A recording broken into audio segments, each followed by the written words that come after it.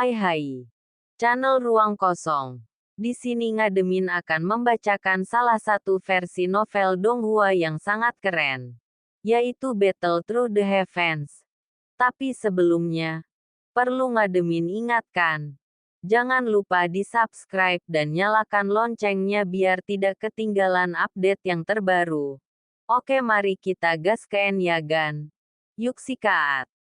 Novel Battle Through the Heavens. Halaman depan melawan alam langit yang tak tertandingi. Bab 3 Lembah Tianming 4. Ketika orang-orang dari keluarga Xiao mendengar kata-kata ini, Wu Yong menggigil ketakutan. Bahkan leluhurnya tidak berani menyinggung keluarga Xiao. Jika Xiao Yan benar-benar menyalahkannya, bahkan Kaisar Ming pun tidak akan bisa melindunginya. Dia. Untungnya kakak Xiao Yan tidak menyalahkanmu. Kalau tidak, kamu tidak akan bisa berdiri dan berbicara denganku di sini. Tapi kamu masih harus dihukum. Pergi ke Yaogu dan dihukum selama 1 tahun. Adalah monster yang tak terhitung jumlahnya yang diciptakan oleh murid disiplin. Tetapi mereka semua virtual dan akan menderita darah dan daging. Wu Yong tidak berani berbicara. Jadi dia mengangguk dan memulihkan diri. Kakak Xiong Yuan.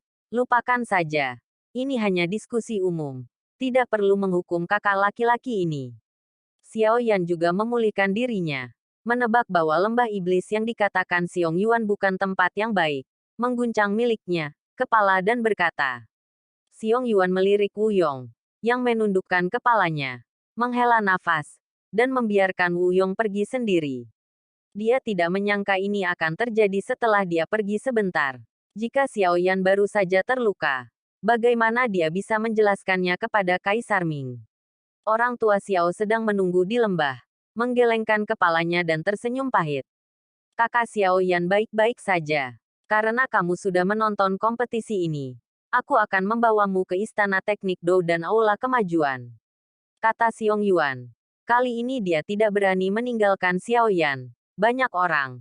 Dan dengan aura Xiao Yan di hari-hari awal Dodi, secara alami akan menyebabkan banyak masalah. Setelah Xiong Yuan mengajak Xiao Yan untuk melihat tempat-tempat indah di lembah, hari semakin larut. Ini adalah hari pertama Xiao Yan di benua Dodi, dan hari ini memberinya keinginan yang tidak dia miliki selama bertahun-tahun, yaitu untuk meningkatkan kekuatannya sesegera mungkin. Bulan seperti piring perak, dan langit penuh bintang. Di platform bintang yang menjulang tinggi, Xiao Yan berbaring di titik tertinggi, memikirkan pertempuran yang terjadi hari ini. Mengangkat telapak tangannya dengan beberapa perubahan, seperti 10 tahun yang lalu. Kesenjangan antara jari-jari di depannya menatap ke atas pada yang besar, bulan perak di langit.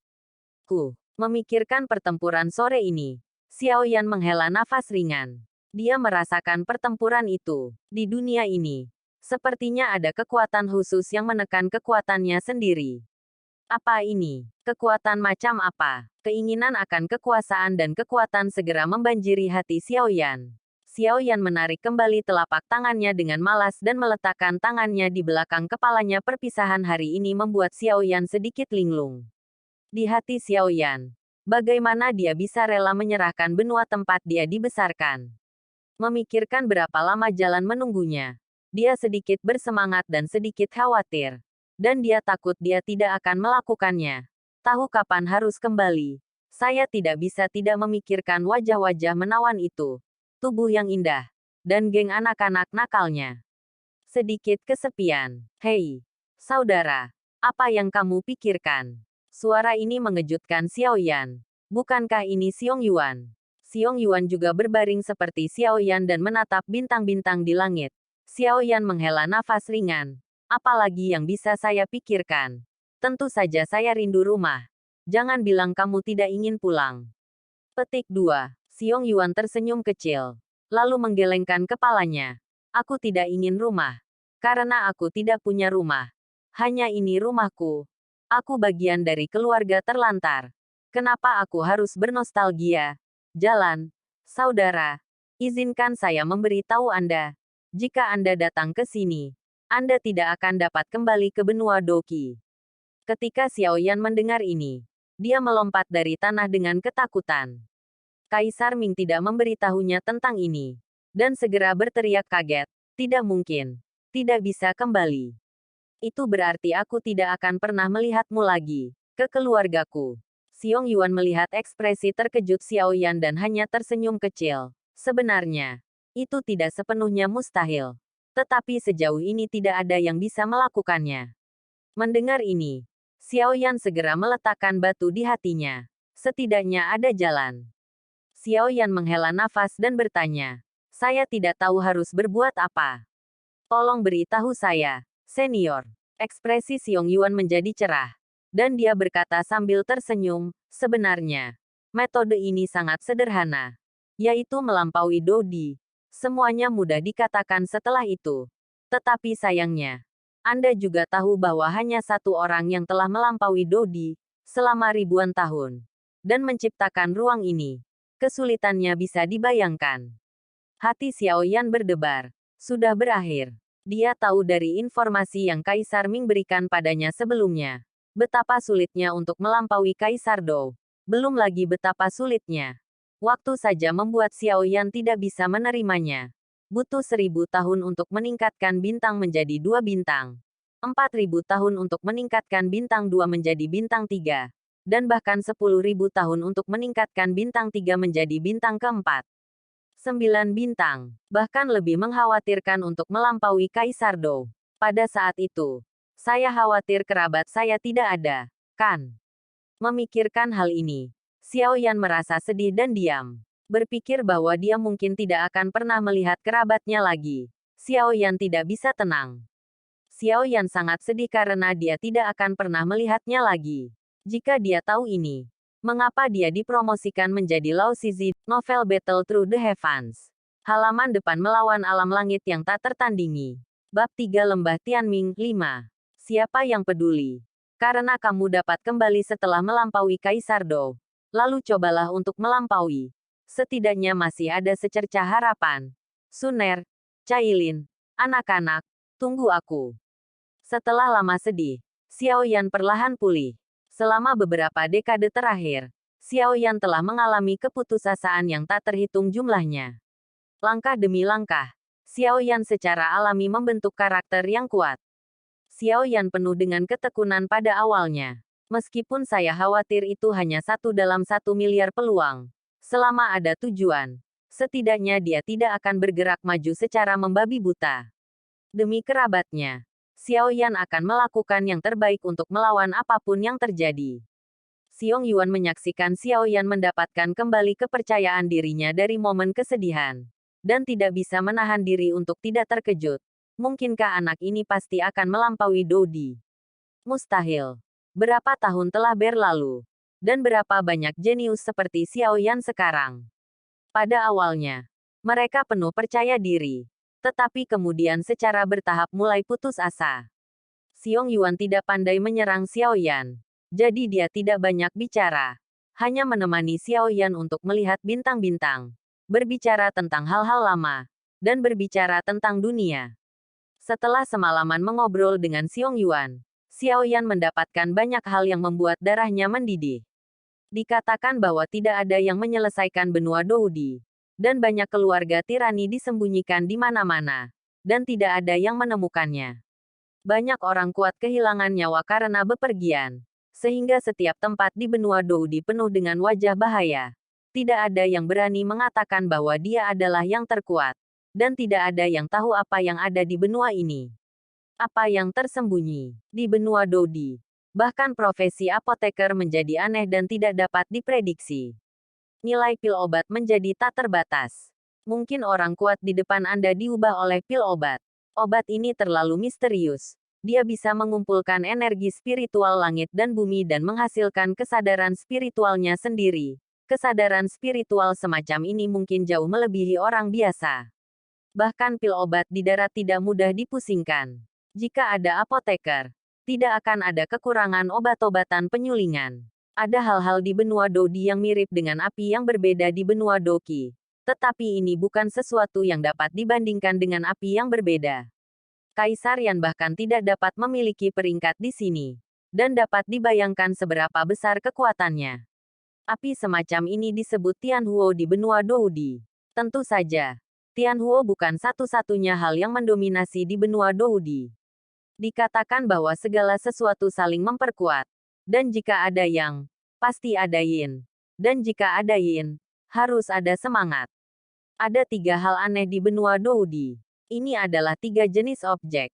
Mereka disebut 3 hal aneh. 1 api langit aneh. 2 roh hantu aneh. Dan 3 segel roh aneh. Ketiga hal aneh ini adalah hal yang diimpikan semua orang. Itu mungkin membuatmu tidak bisa tidur semalaman. Jika kamu menjadi orang kuat yang menginjak 10.000 orang, itu mungkin juga membuatmu menghilang dalam sekejap di benua ini. Tapi ini adalah sesuatu yang bisa kamu temui dan tidak bisa kamu minta. Jadi kamu harus. Sangat sedikit orang yang memiliki 3 hal aneh ini. Malam ini beritahu Xiao Yan bahwa mungkin sesuatu yang ada di puncak benua Doqi mungkin tidak berguna di sini. Setiap orang mungkin juga memiliki peluang dan takdir yang berbeda. Mungkin Anda tidak berharga hari ini. Dan Anda bisa menjadi pahlawan dalam semalam. Dimanapun Anda berada. Kata peluang sangat diperlukan. Tidak ada kekuatan di sini. Anda hanya seekor semut. Kekuatan adalah segalanya. Malam berlalu dengan tenang seperti ini. Dan matahari yang berapi-api naik seperti anak kecil yang merona. Pagi-pagi sekali, Xiao Yan dan Xiong Yuan turun bersama. Setiap pagi, semua murid di lembah Tianming akan pergi ke alun-alun untuk belajar satu sama lain. Ini adalah praktik lembah Tianming. Di alun-alun, Anda dapat memilih lawan dengan kekuatan yang sebanding untuk saling belajar dan mendapatkan lebih banyak pengalaman tempur. Tetapi di alun-alun yang luas, keterampilan bertarung yang penuh warna dilepaskan satu demi satu. Boom, suara pertempuran pecah satu demi satu di alun-alun. Bergema memekakkan telinga di langit. Xiao Yan tidak bisa menahan diri untuk tidak mengerucutkan bibirnya. Adegan mengumpulkan begitu banyak Kaisar Do untuk bertarung satu sama lain memang sedikit mencengangkan. Melihat sekeliling, ada tidak kurang dari 1.000 murid di lembah Tianming. Tidak mengherankan bahwa barisan seperti itu dapat masuk ke dalam kekuatan kelas 1 negara kekaisaran. Merasakan aura yang mendekat satu demi satu, Xiao Yan melihat berbagai keterampilan bertarung dengan rasa ingin tahu yang besar. Novel Battle Through the Heavens. Halaman depan melawan alam langit yang tak tertandingi. Bab 3 Lembah Tianming 6. Tiba-tiba, seorang pria muda dengan kostum tempur yang menyegarkan dari kejauhan muncul. Memandang Xiao Yan di samping Xiong Yuan. Dan bertanya, "Hei, kakak senior kedua, apakah anak ini baru di sini?" Melihat Xiong Yuan tersenyum tanpa mengucapkan sepatah kata pun, pemuda itu berkata langsung kepada Xiao Yan, "Adik laki-laki, mengapa kita tidak belajar satu sama lain? Aku bilang kamu sebaiknya tidak menggertak pendatang baru. Pergi sendiri, atau belajar dariku." Xiong Yuan berbicara saat ini. Pria muda itu menggelengkan kepalanya lagi dan melirik Xiong Yuan dengan tatapan jijik. Kemampuan Xiong Yuan untuk menyiksa orang ini adalah yang terbaik. Xiao Yan tersenyum dan setuju. Kakak senior Xiong Yuan tidak akan menghalangi. Karena saudara ini mengundang saya tidak akan kecewa. Xiong Yuan merasa malu. Karena takut adik laki-lakinya akan menyakiti Xiao Yan. Tetapi melihat senyum Xiao Yan, dia tidak dapat menemukan alasan untuk menghentikannya. Jadi dia tidak punya pilihan selain mengatakan, "Ini, oke, kalian sejauh ini. Itu Mu Feng." Xiong Yuan memperkenalkan Xiao Yan. Xiao Yan mengangguk, menangkupkan tangannya dan berkata, "Aku juga meminta nasihat dari kakak senior Mu Feng." Mu Feng mengangkat kepalanya dan tersenyum menyegarkan. "Haha, cukup menyegarkan. Aku harus bertarung dengan saudara junior ini hari ini." Xiao Yan tersenyum dan mengangguk. Dan napas mereka berdua dilepaskan tanpa syarat. Mu Feng berteriak keras. Dan tubuhnya seperti hantu. Seolah-olah meleleh ke udara. Tanpa kehidupan. Sementara Xiao Yan berdiri diam. Menyebarkan kekuatan jiwanya secara diam-diam. Seperti Wu Yong, Mu Feng juga berada di tahap tengah One Star Doudi. Dan dia tampaknya sedikit lebih kuat dari Wu Yong. Aura megah menyapu keluar dari arena. Dan pertempuran kimera pucat menyelimuti tubuh Mu Feng. Penindasan tak terlihat yang membuat beberapa orang yang lebih lemah merasa sulit untuk bernapas. Apakah ini aura di tengah panggung Kaisar Do Bintang 1? Xiao Yan menyipitkan matanya. Dia bisa merasakan aura agung Mu Feng menyebar seperti danau yang luas, menutupi seluruh tubuhnya. Tekanan datang dari mana-mana, tubuhnya. Dan penindasan aura seperti itu secara langsung dapat membuat Kaisar Do Bintang 1 biasa pada tahap awal tidak memiliki keberanian untuk bertarung. Merasakan suasana agung yang luar biasa di arena. Ekspresi banyak orang di alun-alun berubah sedikit, dan mata mereka penuh kesungguhan. Dengan kekuatan seperti itu, bahkan di panggung tengah Kaisar Bintang Do dapat dianggap sebagai orang yang kuat di lembah Tianming ini. Minung, angin meninju tajam dengan kekuatan yang kuat menghantam wajah Xiao Yan. Tinjunya jatuh. Tetapi sosok Xiao Yan telah menghilang. Mu Feng tiba-tiba terkejut. Yang mengalaminya. Saya langsung tahu bahwa Xiao Yan tidak semudah itu untuk berurusan dengan. Dan dia sedikit ceroboh sekarang. Dan menginjak kakinya dengan keras. Huang Quan mengacu pada Xiao Yan tidak memiliki rasa takut sedikit pun. Setelah melintas, sosok itu langsung menemuinya. Dengan cepat mengembun menjadi kolom energi besar di udara.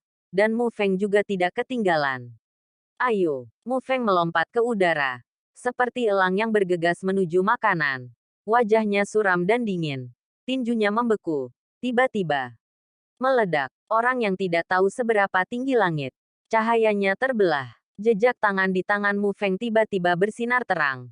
Dengan dorongan di tangannya, tubuh energi berbentuk potongan hitam terbentuk di udara dengan kecepatan yang merusak. Dan udara tiba-tiba mengeluarkan suara seolah-olah terkoyak. Pergi dengan. Xiao Yan mendengus dingin dan menjentikkan jarinya sedikit. Kolom energi besar seperti mayat. Dan mengembun menjadi naga energi besar di udara. Kedua energi bertabrakan bersama. Dan langit tiba-tiba berdering. Deng-deng. Xiao Yan terperanjat oleh kekuatan lawan. Darah menetes dari sudut mulut Xiao Yan. Xiong Yuan terlihat cemas. Dan bersiap untuk bergegas ke depan untuk menghentikan pertarungan yang akan berlanjut. Saat dia mengambil langkah, Xiao Yan menghentikannya. Oke. Sampai di sini dulu alur cerita Ngademin. Nantikan bab selanjutnya. Tetap di channel Ruang Kosong. Bye, sampai jumpa.